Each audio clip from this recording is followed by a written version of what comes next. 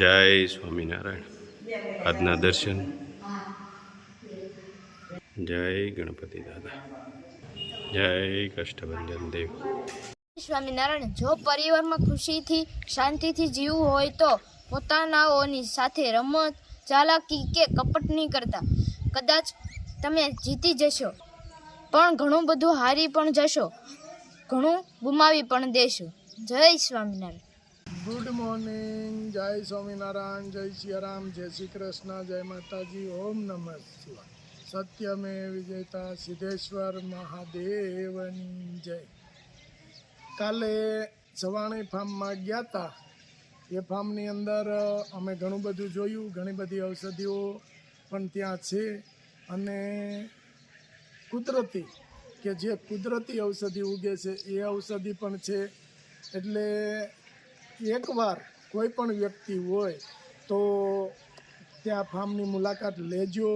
ત્યાં તમને ઘણું બધું જાણવા મળશે, ઘણું બધું જોવા મળશે. એટલે સવાણી ફાર્મની અંદર ઘણી બધી વસ્તુઓ કે ઉગે છે અને એના વિશે તમને જાણવા પણ મળશે કે શું અહીંયા છે, કઈ રીતનું. એટલે એક ફેરું ચોક્કસ ને ચોક્કસ કોઈને ઔષધિ પ્રત્યે કે કોઈને ફાર્મ ઉપર કે આમ હોય તો ફરવાનું કોઈને પસંદ હોય તો સવાણી ફાર્મની મુલાકાત ચોક્કસ લેજો.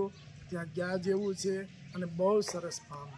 ત્યાંનો માહોલ કે એટલો બધો મસ્ત છે અને આશ્રમો છે અને ડુંગર પહાડી વિસ્તાર છે, હિલ સ્ટેશન જેવું તમને લાગશે. તો ત્યાં ફરવા એક ફેરું ચોક્કસ જાજો. અને સવાણી ફાર્મમાં તો હું એમ કહું છું કે ખાસ જજો. ત્યાં તમને અવનવી વસ્તુ પણ મળી જશે. બહુ સરસ સવાણી ફાર્મમાં એક્ટિવિટી છે અને બહુ સારી એવી વસ્તુ પણ ત્યાં તમને મળી જશે. એટલે ત્યાં તમે જાજો અને ફરતા કે આપને એમ થાય કે આપણે જંગલની અંદર કે વિચરણ કરીએ છીએ એ રીતનો આખો રસ્તો છે બધો. અને સવાણી ફાર્મની અંદર જાઓ એટલે તમને સિંહ દર્શન પણ ત્યાં થશે. અને જે કંઈ અવનવી વસ્તુઓ છે એ તમને ત્યાં જોવા મળશે, જાણવા મળશે અને તમારે ઉપયોગ કરવાની વસ્તુ પણ ત્યાં મળી શકે છે. જય સ્વામિનારાયણ. ઓરિજિનલ કાળા તલનું તેલ ઘાણીનું કે જે આપણે પીલાવીએ છીએ. અને આ થોડાક ફ્રી જઈએ એટલે તેલની પ્રોસેસ આપણે બતાવીએ, પણ ફ્રી ન હોય તે આપણે નથી બતાવી શકતા. આ બીજો ડબ્બો જાય છે.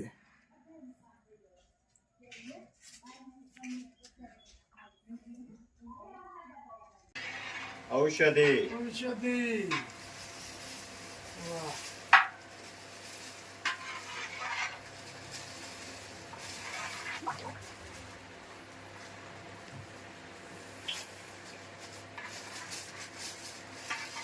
તો ભાણિયાભાઈ આવી ગયા. હા લો ભાણિયાભાઈ તો ઈન મારીને આવી ગયા છે.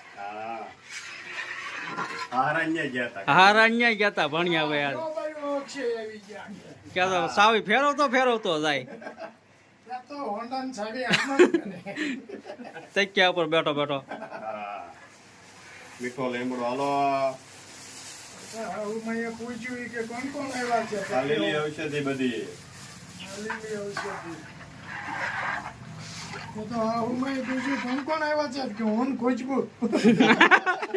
ખુશ્બુ કે ઓટો રિક્ષા ખુશ્બુ ભાર રિક્ષા આવે ને ઓલી રિક્ષા નહીં, લીલી ઔષધિ. હાલો પલાળેલી ઔષધિ.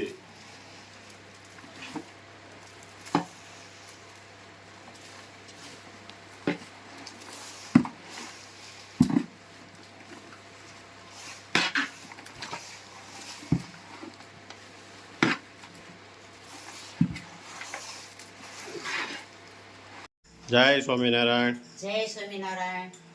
આજે પરોઠા અને ભાજી. ભાણિયાભાઈ આવે છે જમવા. હા હા. તો બા પરોઠા વણે છે અને ગરમા ગરમ પરોઠા. અને ભાજી. કેમ બા? પરોઠા બનાવી નાખી મહેમાન જમી અને બેહો બધાય. બધા બેસી પછી જય સ્વામિનારાયણ. આવો. કેમ છે બા? મજા આવો જય સ્વામિનારાયણ. નીલુભાઈ કેમ છે? કેવી ભૂખ લાગી? હા હા. કાસુ પાકું? હા.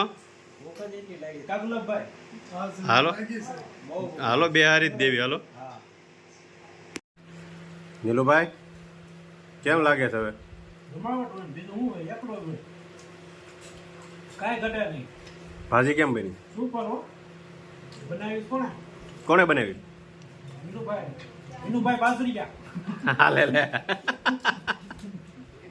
એમાં થોડું ઘટે. તું ભૂખ્યો થયો તો ને બહુ. હા. કે પી નો સાતો ભાઈ છાશ પી જાઓ તમ તારે. હા. કેમ છે ભણિયાભાઈ? Ready ready. મજા આવે છે ને દેહમાં? તો હવે રોકાઈ જાવ અહીં. ના ના બાપા કાંઈ તો વ્યૂઝ જાઉં. એમ થોડું જવાય. થોડું વળી જવાય. રોકાવાય તમ તારે. તો ગરમા ગરમ પરોઠા આવે છે ભણિયાભાઈ, એટલે શું છે રોકાવાય, વયું ન જવાય. કાબા જો ભાણિયાભાઈ તો શરમાય છે થોડાક,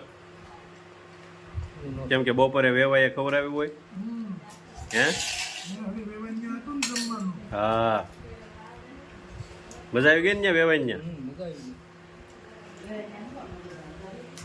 ફઈને હમણાં સારું જાવ ઓ આવ્યા ભાણે જો કેમ હા ભાઈને હમણાં સારું છે હો ભાજી મજા આવી ને? હા હો ભાજી મજા આવી ફઈને હમણાં સારું જો હમણાં કઈક ને કઈક હોય કાફાઈ પ્રોગ્રામ પણ કાલે આવા ટાણે આવી હતા એમાં લેવા ભાઈ એ તો એમ જ થાય ને, મહેમાન કેટલાક દી હોય?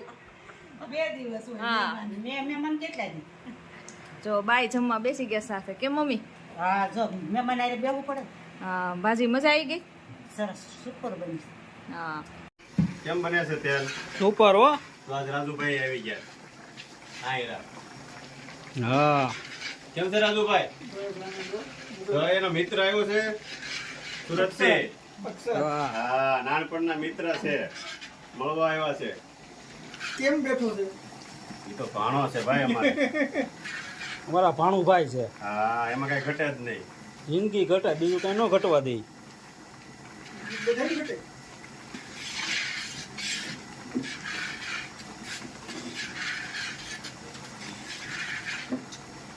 તેલ ઉકળી રહ્યું છે કા? હા સુપર તેલ ઉકળે છે, સ્મેલ જોરદાર આવે છે.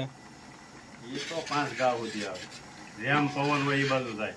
હા કેમ રાજુભાઈ કેમ છે? હા રાજુભાઈ મસ્ત મજાનું તેલ ઉકળી રહ્યું છે અને ભાણિયાભાઈ ને રાજુભાઈ ને નાના રાજુભાઈ પછી મોટા રાજુભાઈ ને ભાણિયાભાઈ બેસી ગયા છે. અહીંયા તો અંદર તો બેહાય નહીં, અંદર તો ફૂફાડા મારે એટલે પછી હવે બારે બેઠા છે ને અહીંયા જો પરચેવો રેબ જેબ. હા